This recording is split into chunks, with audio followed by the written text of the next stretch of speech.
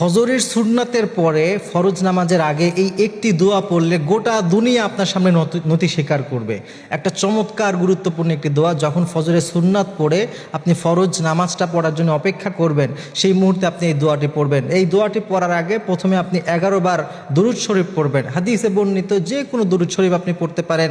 আল্লাহুম্মা সাল্লি আলা মুহাম্মাদিন নাবিয়িল উম্মিয়্যি ওয়া আলা আলিহি ওয়া সাল্লিম তাসলিমা, এই দুরূদ আপনি পড়তে পারেন। কিংবা আপনি যদি বড় দুরূদ না পারেন সাল্লাল্লাহু আলাইহি ওয়াসাল্লাম, এই সংক্ষিপ্ত এই দুরূদটাও আপনি পড়তে পারেন। অথবা আমরা নামাজের মধ্যে যে দুরূদ ইব্রাহিমটা পড়ি, আল্লাহুম্মা সাল্লি আলা মুহাম্মাদ ওয়া আলা আলি মুহাম্মাদ কামা সাল্লাইতা আলা ইব্রাহিম, এই যে দুরূদটা আছে দুরূদ ইব্রাহিম যেটাকে আমরা বলে থাকি, এই দুরূদটাও আপনি পড়তে পারেন। এক কথায় হাদিসে বর্ণিত যে কোনো দুরূদ আপনি শুরুতে 11 বার পড়বেন এবং এই দোয়াটা অত্যন্ত গুরুত্ব দিয়ে আপনাকে পড়তে হবে। আপনি একটা ব্যাপার খেয়াল রাখবেন, যখন আমরা ফজরের সুন্নাতটা পড়ি, এই সুন্নাতটা কিন্তু অনেক বেশি গুরুত্বপূর্ণ। এমনকি গোটা দুনিয়া যদি একদিকে রাখা হয় আর এই ফজরের সুন্নাতটাকে যদি একদিকে রাখা হয়, ফজরের সুন্নাতটা বেশি গুরুত্বপূর্ণ হয়ে যাবে। এই জন্য আল্লাহ তাআলা নবী, তিনি হাদিসের মধ্যে এসেছে নবীজি সাল্লাল্লাহু আলাইহি সাল্লাম ফজরের এই 2 রাকাত সুন্নাতকে তার জীবনে কখনো ছেড়ে দেন নাই, কারণ এটা এত গুরুত্বপূর্ণ একটা বিষয়। যখন এই 2 রাকাত সুন্নাত আপনি শেষ করলেন, এরপরে যখন আপনি নামাজের জন্য অপেক্ষা করছেন, ওই সময় এই দোয়াটা পড়বেন, কারণ ওই সময়টাও অনেক গুরুত্বপূর্ণ। হাদিসের মধ্যে এসেছে বাইনাল আযান ওয়াল ইকামা, আজান এবং ইকামতের মাঝামাঝি যেই সময়টা, অর্থাৎ আজানের পরে যখন মুসল্লিরা ফরজ নামাজের জন্য অপেক্ষা করে, এই সময়টা এত গুরুত্বপূর্ণ সময় যে আল্লাহ তাআলা এই সময়ে কোনো বান্দা যদি হাত তুলে দোয়া করেন, তার দোয়া আল্লাহ তাআলা ফিরিয়ে নেন না। এমনকি মুফাসসিররা ব্যাখ্যা করেছেন এই হাদিসের মধ্যে যে আল্লাহ তাআলার সামনে যখন এই চমৎকার মুহূর্তে কেউ দোয়া করে যে আল্লাহ তাআলার ফরজ বিধান সে পালন করতে যাবে, তার আগ মুহূর্তে যখন সে দোয়া করে, আল্লাহ তাআলা তার দোয়া হাত দুইটাকে খালি হাতে ফিরিয়ে দিতে লজ্জাবোধ করেন। সুবহানাল্লাহ ওয়া বিহামদি। এই জন্যে ফজরের 2 রাকাত সুন্নাতের মতো গুরুত্বপূর্ণ নামাজ শেষ করার পরে এমন গুরুত্বপূর্ণ সময়ে যদি আপনি এই গুরুত্বপূর্ণ দোয়াটি পড়তে পারেন, আপনি আল্লাহর কাছে যা চাইবেন ইনশাআল্লাহ তাআলা আল্লাহ তাই দান করে দেবেন। তাহলে প্রথমে কি করবেন? 11 বার আপনি দুরূদ শরীফ পড়বেন। দুরূদ শরীফ পড়ার পরে আপনি ইতমিনানের সাথে এই দোয়াটি 100 বার পড়বেন। দোয়াটি একেবারে সহজ, আমাদের পরিচিত একটি দোয়া।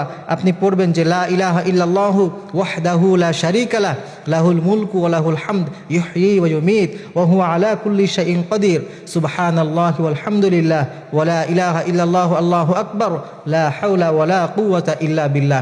এই দোয়াটি পড়বেন। যদিও মনে হচ্ছে যেন একটু বড়, কিন্তু এটি আসলে খুবই পরিচিত কিছু শব্দ দিয়ে দোয়া, অত্যন্ত সহজ একটি দোয়া। আপনি যদি মাত্র কয়েকদিন চেষ্টা করেন এই দোয়াটি মুখস্থ করে ফেলতে পারবেন, কারণ এই দোয়ার মধ্যে যে শব্দগুলো আছে সবই পরিচিত শব্দ, একেবারে সহজ শব্দ।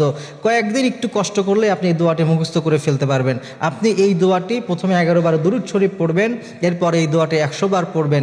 100 বার শেষ হওয়ার পরে আপনি আবার ওই একই দুরূদ আবার 11 বার পড়বেন। যখন এই আমলটুকু শেষ হবে, এরপরে আপনি 2 হাত তুলে একেবারে নামাজের আগ মুহূর্ত পর্যন্ত, যতক্ষণ ইমাম সাহেব নামাজে না দাঁড়িয়ে যায় তার আগ মুহূর্ত পর্যন্ত আপনি আল্লাহ তাআলার দরবারে চোখের পানি ফেলে আল্লাহর কাছে চাইবেন।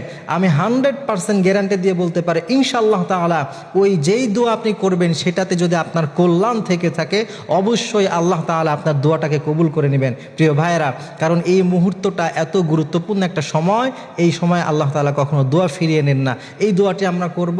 জীবনের যত সমস্যা, চাকরি হচ্ছে না, চাকরিতে বরকত নাই, ব্যবসায়িক সমস্যা, ফ্যামিলিতে প্রবলেম, মানসিক সমস্যা, যত রকম আমাদের প্রবলেম আছে, সবগুলো বিষয় যদি আমরা আল্লাহ তাআলার কাছে দোয়া করতে পারি এবং নিয়মিত কিছুদিন যদি আমরা এই আমলটি করতে পারি, ইনশাআল্লাহ তাআলা দেখবেন জীবনের অনেক কিছু পরিবর্তন হয়ে গেছে, অনেক উন্নতি হচ্ছে এবং আল্লাহ তাআলা আপনার দোয়া কবুল করবে, জীবনে বারাকা দান করবেন। যদি কোনো রকমের বড় মুসিবতে থাকেন, আল্লাহ তাআলা সেই মুসিবত থেকেও আপনাকে ইনশাআল্লাহ তাআলা রক্ষা করবেন।